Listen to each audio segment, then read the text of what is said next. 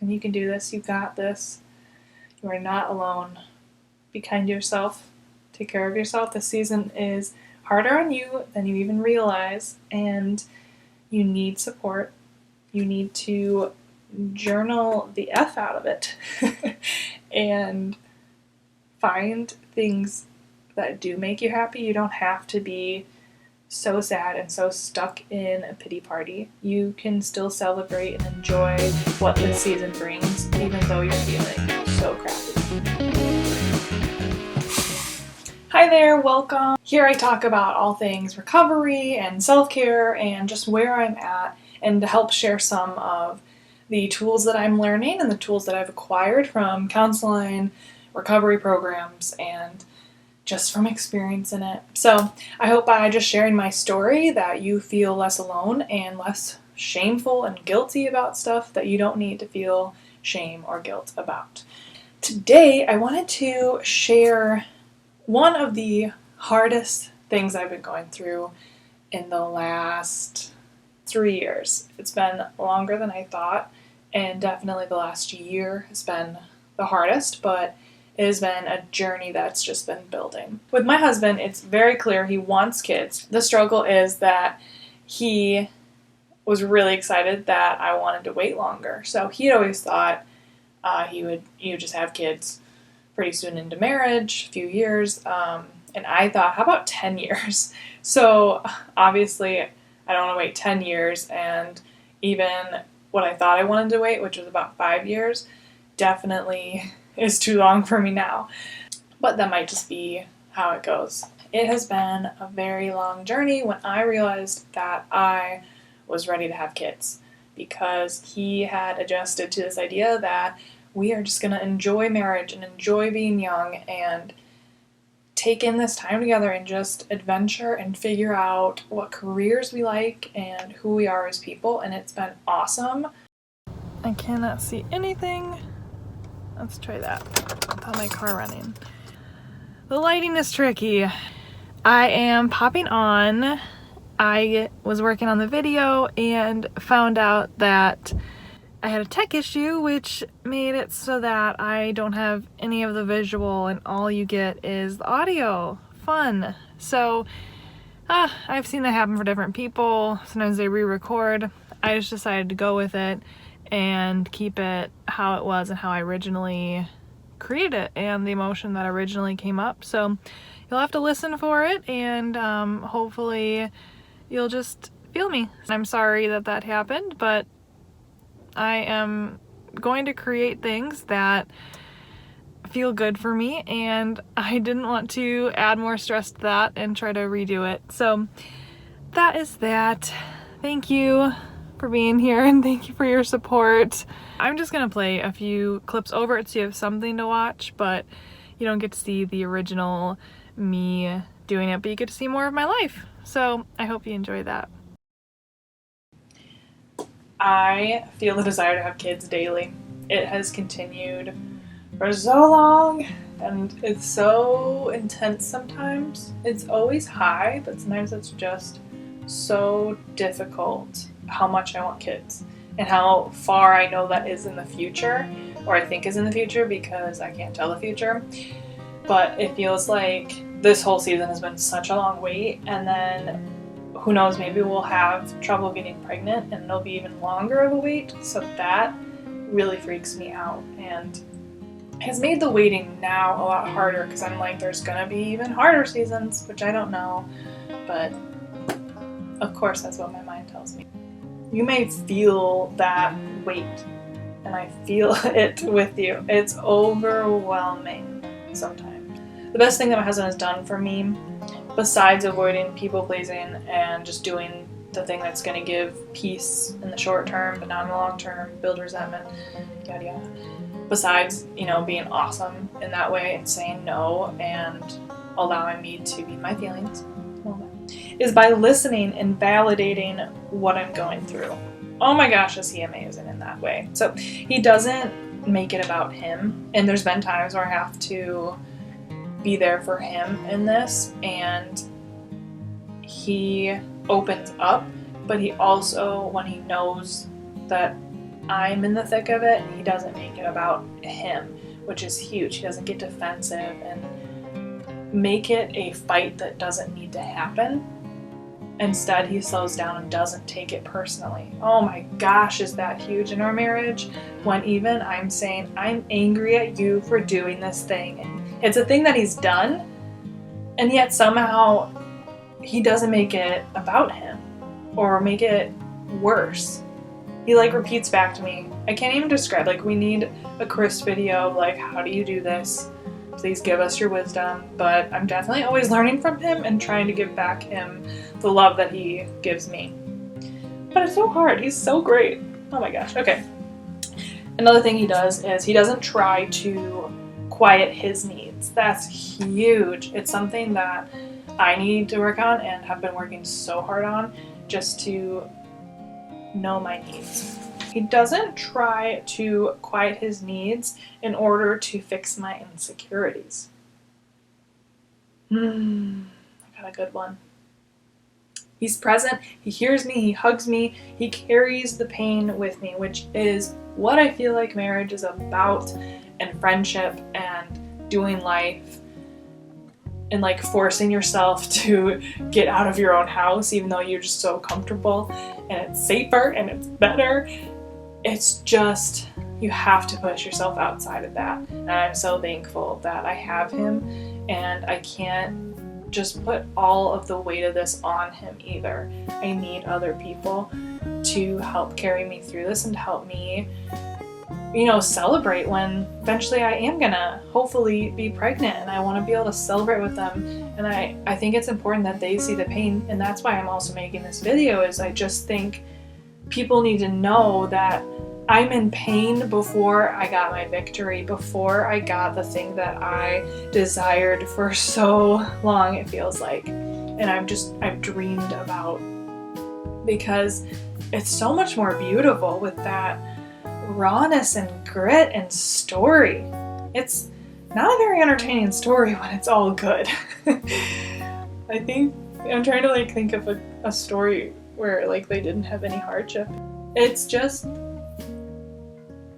I don't know.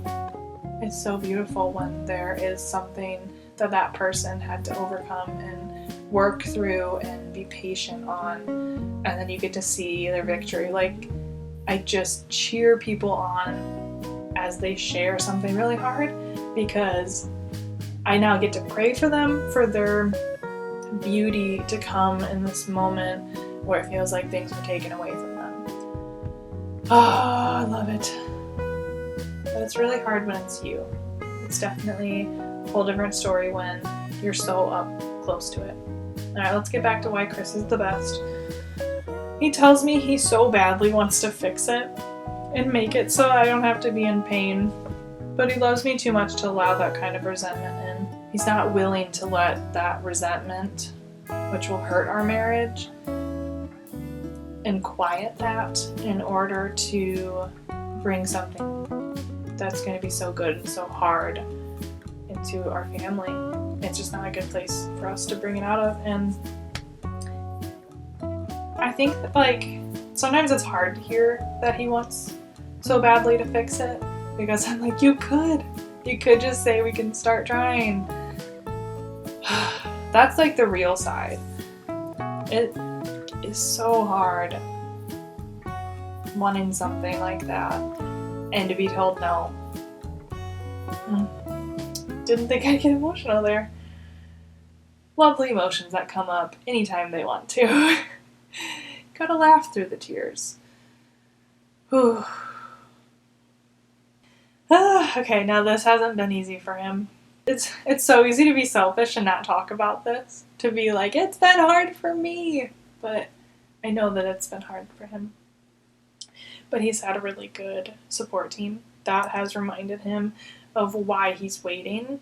And he has all the valid reasons of why he wants us to wait. And I've really pleaded with him. I've definitely tried to make compromises and just figure out a way rather than hearing his no. That's super hard, because when I say no to people, I want them to respect it, but then when I hear no, it's so hard to just go, okay, and move on. But this is part of that. It's been extra hard, so I'm sure I'll be extra strong in it, right? Who knows? Oh, he's just had people that have had his back when he has wanted to give in too, because I definitely would support the giving in, even though it would have that, all those issues. I know in the long run I would want him to say no, but in the short run I would definitely be like, cool, you're ready.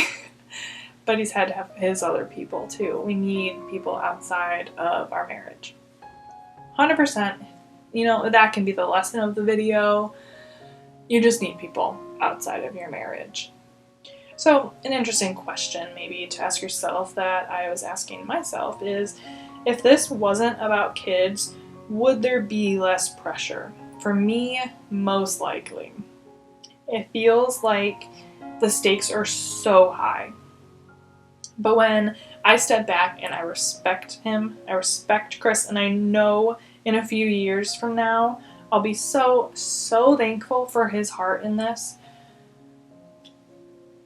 because we'll never get this time back. This has been such a blessing, and I know I'm going to look back and see it that way. From just practicing gratitude, I usually can look back and see a season in a totally different light than how it actually felt, even though there was that beauty there. Like, I know that season was good for a list of reasons, but it's hard to count those in that season. It's just so much easier looking back, I guess, perspective. And I just know I'm going to miss these days when I'm having a really hard time in the next season, because that's what always happens. I get to the season that I want, and then there is something really beautiful that I miss from the last season. I want my baby to be here, but he or she is not. So I'm tired of being in my pity party. I say that, and I don't even know if I'm that tired of it. But I know when I wrote this, I was tired. And so maybe you're not really tired of it yet, but that's okay. You know what? I think it's just recognizing that you're stuck, or that you're in this pity party, even if you're not ready to leave it. I can also let sadness have her moments. And sadness, I like to think of her as a her, just from inside out. That she's important. That movie kicks butt. Oh my gosh, I'm gonna have to watch that again, because I forget the sadness until it is so overwhelming and pours out of me, and I feel so overwhelmed. So I can experience joy today, but I can also recognize that sadness is here. She just is a part of grieving what I don't have yet, and maybe what I thought I would have at this season. Whew, something else I wrote was, Lord, how much longer at this time? So I wrote this a month ago today. Wow. Things have even changed just so much in the last month, of just feeling like it would never end and things were less clear. And now I feel like I'm counting down, and it's coming so fast and so much faster than I thought it was. And I'm a lot more hopeful. I don't know what that is. I think I maybe have just decided I'm going to be vulnerable with people, and that's been huge. I'm just now realizing that I've been stepping out of the darkness. And though we hear that and we know that, I didn't do it. I'm doing it now, and I'm feeling better. But it was hard. I think I knew that along the way and just couldn't. I just wouldn't let myself.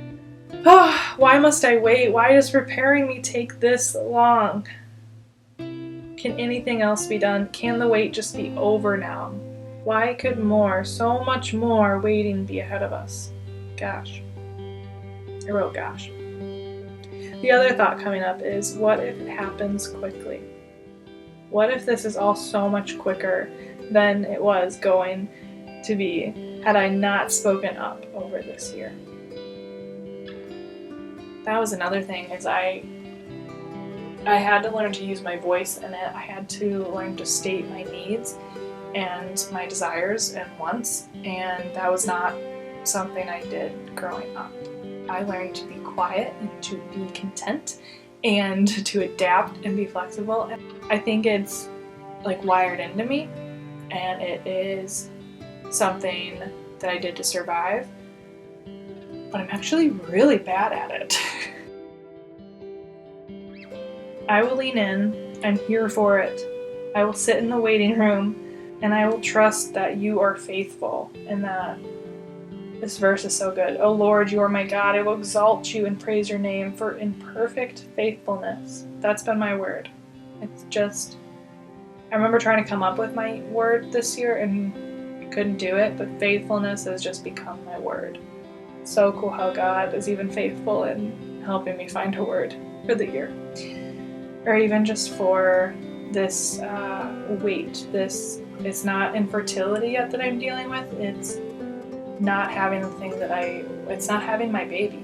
It's wanting my family, my husband and I, to have our kid, to be able to start even just trying for the kid. I don't even know what to call this, but I know other women struggle with this because I've talked with ones now that are so gracious to open up and be vulnerable about that they dealt with that too.